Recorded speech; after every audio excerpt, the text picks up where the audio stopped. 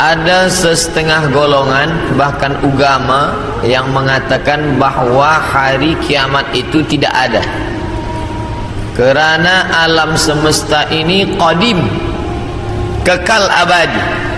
Maka dibantah dalam sifat 20, wujud, qidam, baqa, mukhalafatuhu lil hawadis, yamuhu binafsihi, wahdaniyah, qudrat, iradat, ilmun, hayat, sama', basar, kalam.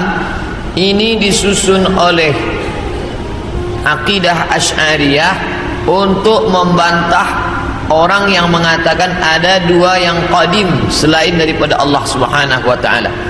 Yang wujud sebenar wujud Allah, sedangkan kita wujud kerana kita diwujudkan. Ada yang maha mewujudkan, yaitu wajibul wujud Allah. Wujud qidam, kekal. Yang qidam itu qadim Allah Subhanahu wa taala. Bila ada orang mengatakan bahawa alam ini qadim, maka syiriklah dia, kerana ada dua yang qadim, Allah dan alam. Maka dalam Islam kita diajarkan an tu'mina billah wa malaikatihi wa kutubihi wa rusulihi wal yaumil akhir, bahawa dunia akan berakhir dan kita semua akan mati dan alam semesta ini akan hancur. Maka Syekh Muhammad Abduh memulai tafsir Al-Manar tidak dari Al-Fatihah, tapi daripada juzuk 30 amma yatasaalun. Sebab juzuk 30 itu banyak bercerita tentang hari kiamat. Maknanya kalau orang diajak bercerita tentang awal Al-Baqarah, dia bercerita tentang alladzina yuqimunas shalah wa yu'tunaz zakah wa yunfiquna mimma. Ini semua cerita tentang ibadah. Bagaimana mungkin orang bercerita paham ingin beribadah kalau dia menyangka bahawa alam ini kekal dan abadi? Oleh sebab itu dalam Islam diajarkan bahawa alam ini akan binasa. Definisi makna alam, masih wallah, semua yang selain daripada Allah alam.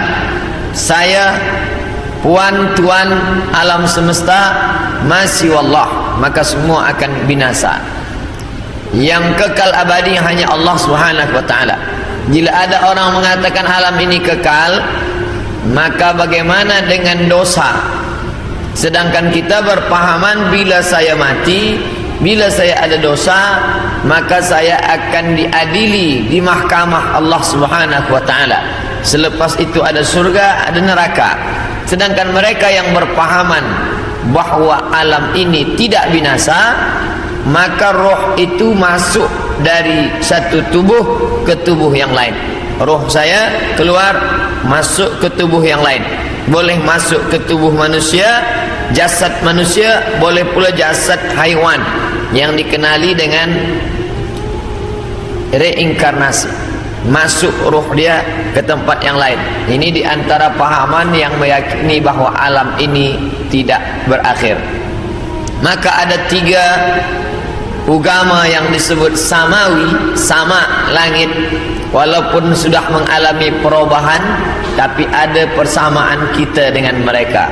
Sama-sama percaya Allah, sama-sama percaya ada Rasul Nabi utusan Allah, dan sama-sama bahawa dunia akan kiamat, maka datanglah hari akhirat.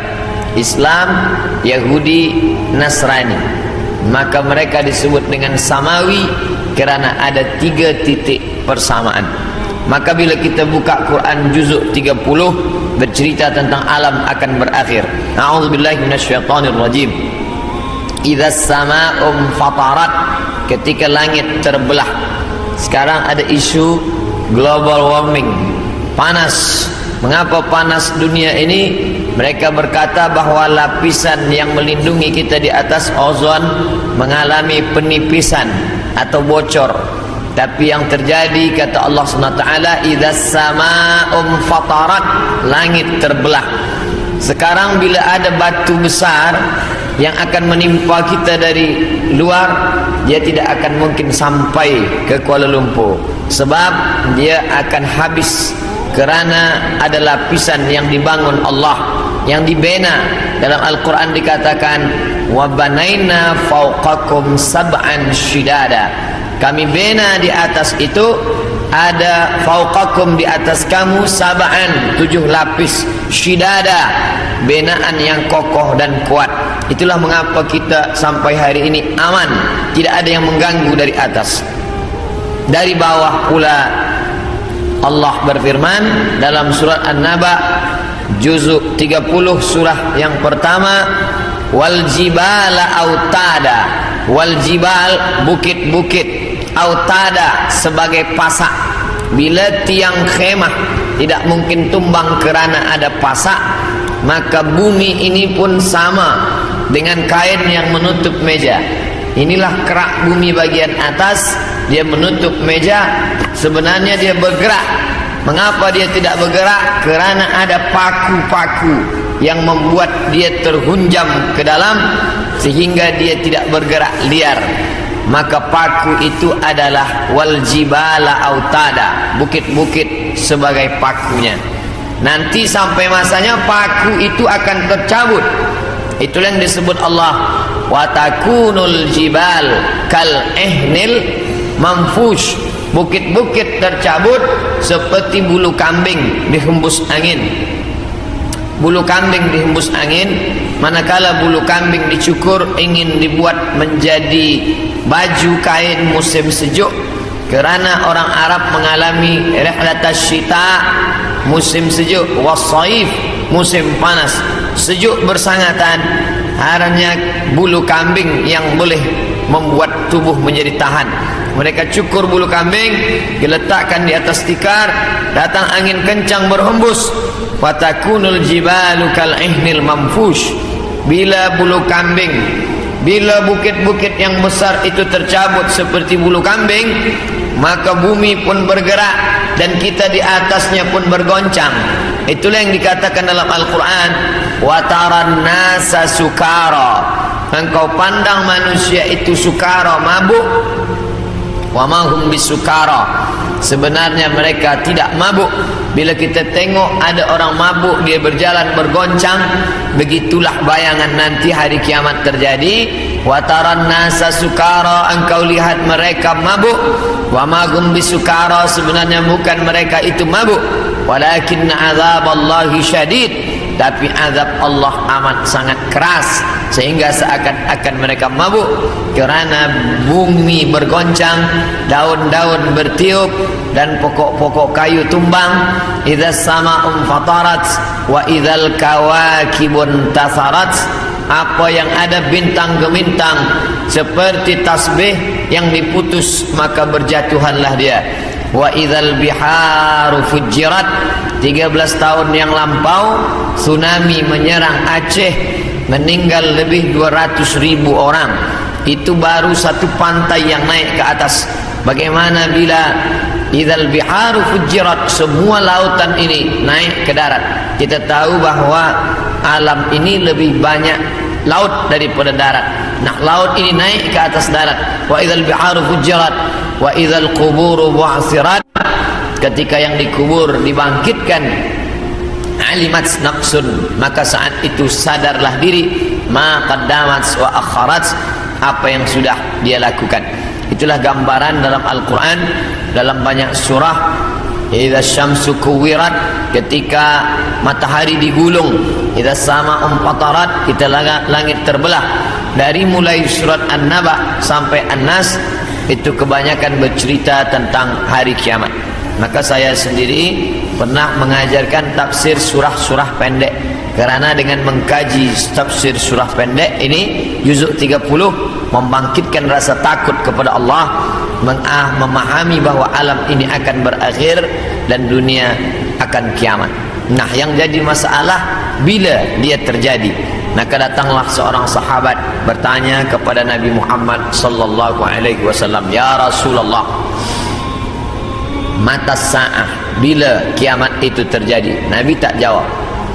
Itu menunjukkan bahawa Allah tidak berikan wahyu kepada Nabi untuk menetapkan hari bulan tahun. Nabi tidak menjawab, tapi Nabi balik bertanya, ma'adat talaha, siapa tadi yang bertanya? Manakala Nabi menyampaikan tazkirah, orang ini bertanya, mata sa'ah. Nabi diam saja. Nabi terus berikan tazkirah.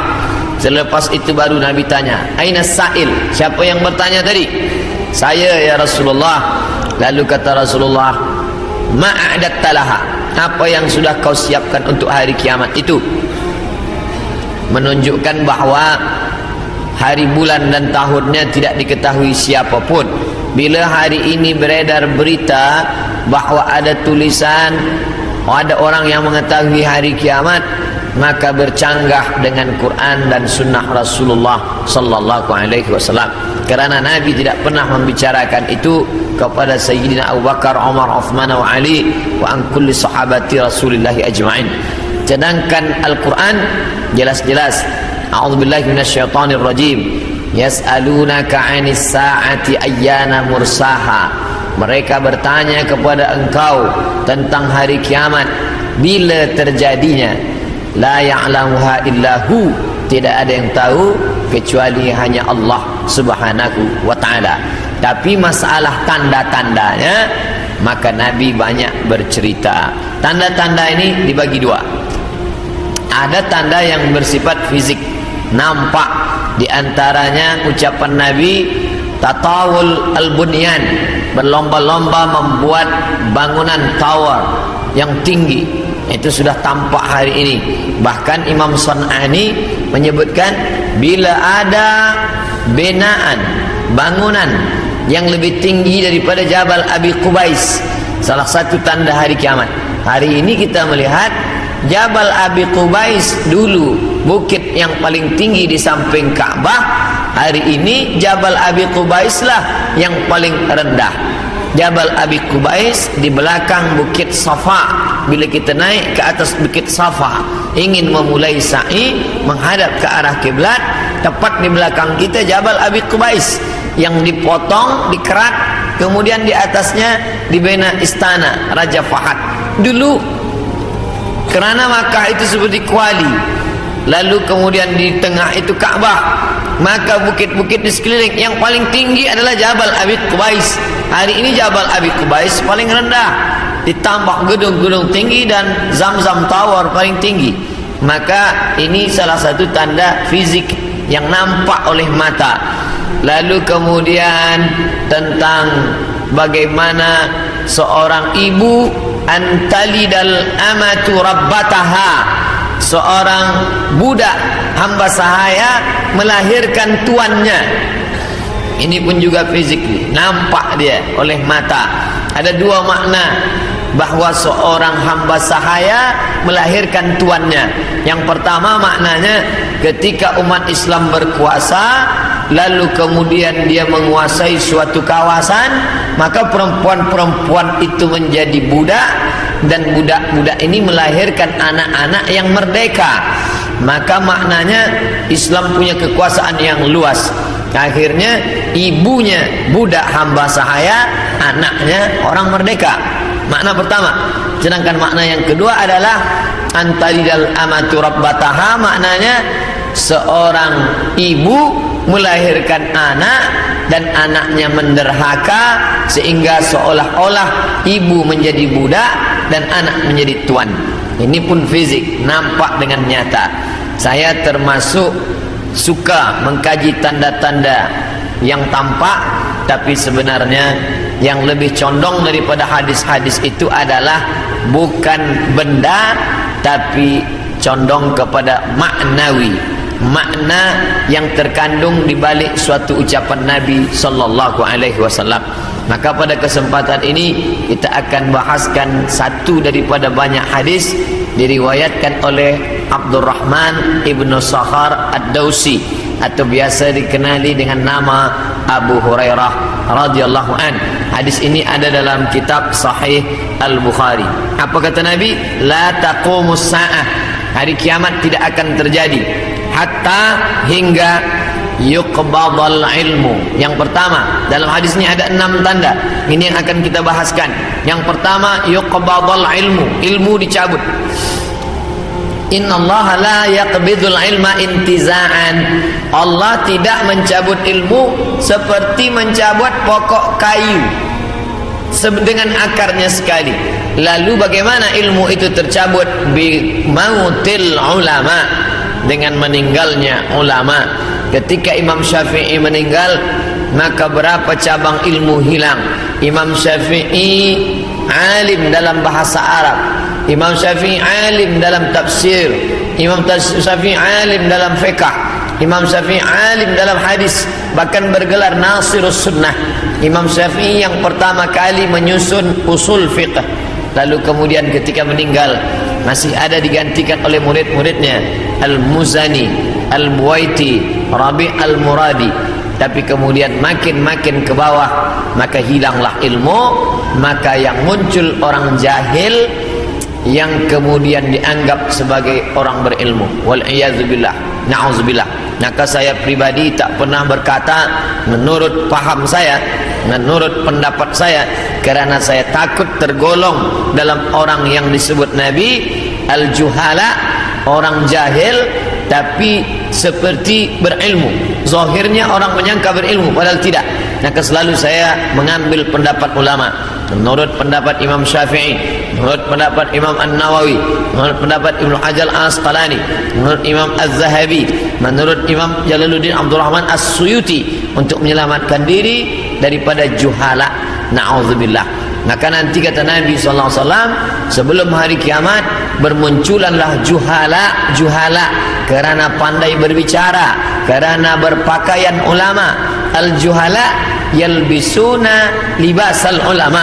Orang jahil tapi memakai pakaian ulama, pandai berbicara, lalu orang menyangka dia alim, padahal dia tak lebih daripada orang dhalla wa adalla, sesat dan menyesatkan. Sebenarnya kiamatnya sudah terjadi pada isinya, tapi alamnya belum kiamat besar. Maka kata ucapan Nabi SAW dalam suatu hadis, idza wussidal amru ila ghairi ahlihi, bila diberikan suatu perkara bukan kepada ahlinya, bukan kepada orang yang faham, fantaziris sa'ah, maka tunggulah kiamat. Makna kiamat di situ bukan kiamat alam semesta, tapi kiamat isinya. Bila pembinaan masjid ini diberikan kepada orang yang tidak pakar, tidak memiliki kepakaran pada bidang itu, fantaziris sa'ah, maka tunggulah sa'ah, kiamat, hari kiamat. Mana kiamat di situ bukanlah kiamat alamnya, tapi isinya sudah kiamat. Begitu juga dengan ucapan Nabi tentang masalah idza waqa'a ala ahadikumul qiyamah, bila terjadi kiamat pada salah seorang kamu, wa fi yadihi fasilah, di tangannya ada anak korma, fal yaghrisha, tanamlah, kerana dia akan menanam itu, lalu kemudian dia mati. Bagaimana mungkin kiamat terjadi pada satu orang? Maka makna kiamat dalam hadis ini alamnya tidak kiamat, tapi orang itu mengalami kiamat, maknanya mati dia. Na'udzubillah. Oleh sebab itu maka bahwa kiamat sudah terjadi pada isinya, ya, kerana banyaknya orang jahil. Oleh sebab itu alhamdulillah kita di Malaysia masih ada para ulama, masih ada para mufti, masih ada para habaib. Maka kita datang ke majlis-majlis mereka, hindari majlis-majlis orang-orang jahil yang tidak diketahui sanad ilmunya, yang tidak diketahui dapat dari mana, bahkan mendakwah mendapat dari mimpi. Langsung berjumpa dengan Syekh Abdul Qadir Al-Jilani, langsung saja terus mendapatkan zikir talqin dari Rasulullah SAW tanpa bersanad, tanpa berguru. Padahal para imam mengajarkan kita ada namanya sanad. Al-isnad minad din, sanad itu bahagian dari agama. Laulal isnad, kalaulah bukan kerana sanad, laqala man syaa ma syaa, maka orang mudah saja berkata sesuai kehendak hawa nafsunya. Begitu kata Imam Abdullah ibn al-Mubarak, salah seorang ulama hadis yang amat sangat tinggi ilmunya. Maka Imam Bukhari bersanad sampai ke Nabi Muhammad sallallahu alaihi wasallam. Imam Bukhari mendapatkan hadis itu dari gurunya, namanya Abdullah ibnu Maslamah. Abdullah ibnu Maslamah mendapatkan dari gurunya, namanya Malik bin Anas. Malik bin Anas mendapatkan dari gurunya, namanya Abu Zinad. Abu Zinad mendapatkan dari gurunya, namanya Al-A'raj. Al-A'raj mendapatkan dari gurunya, namanya Abu Hurairah. Abu Hurairah mendapatkan dari gurunya, namanya Sayyidina wa Maulana Muhammad sallallahu alaihi wasallam. Dan di antara sanad itu mesti diteliti pula, orang ini mestilah adil. Makna adil menjauhi dosa besar, menghindari dosa kecil. Lawan daripada kata adil adalah fasik. Wallahu la yahdil qaumal fasiqin. Allah tak berikan hidayah kepada orang yang fasik. Adapun orang yang adil tapi dia tidak dhabit, tidak kuat ingatannya, maka dia juga tidak layak diambil ilmu daripadanya. Oleh sebab itu apa kata Imam Malik bin Anas, guru Imam Syafi'i, makamnya di Baqi di samping Masjid Nabawi, meninggal tahun 179 Hijrah. Aku berjumpa dengan 70 orang di dalam masjid ini, maksudnya Masjid Nabawi di Madinah. Andai aku minta satu di antara mereka berdoa, maka turun hujan, saking makbulnya doa mereka. Tapi tidak aku ambil hadis satu pun dari ke-70 orang itu. 70 orang zuhud, ahli ibadah, abid, banyak ibadahnya, kabul doanya. Andai aku minta satu orang berdoa, turun hujan, begitulah kabulnya. Tapi aku tidak mengambil ilmu dari mereka kerana tidak dhabit, kuat ingatannya. Begitulah ulama menapis supaya jangan sampai mengambil ilmu daripada orang jahil. Kerana di antara tanda kiamat adalah yuqbadal ilmu, bahwa ilmu dicabut Allah Subhanahu wa taala. Maka bila kita masih ada kajian-kajian khas tafsir, khas fiqh, khas usul fiqh, khas hadis, maka kita hadir, kita dengarkan, kita fahami, kita rakamkan, kita share, maka dia bagian dari dakwah. Tapi bila itu sudah tampak banyak menyebar, sebenarnya salah satu daripada tanda hari kiamat. Yang kedua, wa taksuruz zalazil, banyak terjadi zalazil. Zilzal, gempa. Zalazil, gempa. Maka kita lihat idza zulzilatil ardu zilzalaha, bila sudah digoncangkan bumi itu, wa akhrajatil ardu asqalaha, dan dia menggoncangkan lalu keluarlah isi yang ada di dalamnya. Dulu terjadi juga gempa, faj'alna 'aliyaha safilaha, kami jadikan bagian dalam naik ke atas, bagian atas turun ke bawah. Amtarna 'alaihim, kami hujani mereka, bihijaratin, dengan batu, min sijilin mandud, dari tanah liat yang terbakar. Sudah lama terjadi, tapi hari ini terjadi lebih banyak lagi di banyak-banyak tempat. Bahkan gempa tak lagi terhitung. Hari ini terjadi di sini, hari ini terjadi di sini. Ini menunjukkan bahawa salah satu dari tanda-tanda itu sudah muncul, mengingatkan kita. Apakah dengan terjadinya ini lalu kita stres, setelah ini lalu kita tidak beraktiviti, lalu setelah ini kita tidak lagi beramal? Bukan begitu makna memahami tajuk kajian kita ini. Dengan memahami tanda hari kiamat, bukan menyuruh kita berhenti bekerja, bukan menjadikan kita menjadi tidak bersemangat untuk mencari nafkah. Malah judul tajuk kita siang ini membuat kita semakin bersemangat untuk beramal soleh, kerana kita akan tetap mati menghadap Allah. Maka yang dibawa serta adalah amal-amal. Makanya dalam sebuah ungkapan, bukan hadis Nabi, i'mal lidunyaka, beramallah untuk duniamu, ka'annaka ta'ishu abada, seakan-akan kau hidup untuk selamanya. Wa amal li akhiratika, beramallah untuk akhiratmu, ka'annaka tamutu ghadan, seakan-akan kau mati besok. Maka siang ini kita salat zuhur pukul 1:30, maka seakan-akan inilah zuhur yang terakhir. Saya akan sampaikan tazkirah ini dalam 60 menit. Selepas itu kita akan buka soalan, kita akan jawab masalah-masalah yang ditanyakan. terkait dengan tajuk kita sebahagian besarnya. Maka selepas mengkaji tajuk tanda-tanda hari kiamat, bukan membuat kita lalu berhenti beramal, tapi membuat kita makin bersemangat beramal. Kerana ternyata alam akan berakhir, rumah yang besar akan hancur, kereta tak dibawa serta, yang dibawa hanyalah illal ladzina amanu, iman, wa amilus salihat, dan amal-amal saleh. Lain daripada itu tinggal. Maka bagi sesiapa saja yang ikut tajuk kajian kita ini, selepas ini bertambah amalnya, bertambah khusyuknya, bertambah takutnya, itulah orang yang berhasil. Adapun selepas ini tak ada perubahan apa-apa, biasa sahaja, maka termasuk orang-orang yang mubadzir. Innal mubadzirina kanu ikhwanas syayatin. Orang yang mubadzir adalah ikhwan, saudara-saudara syaitan.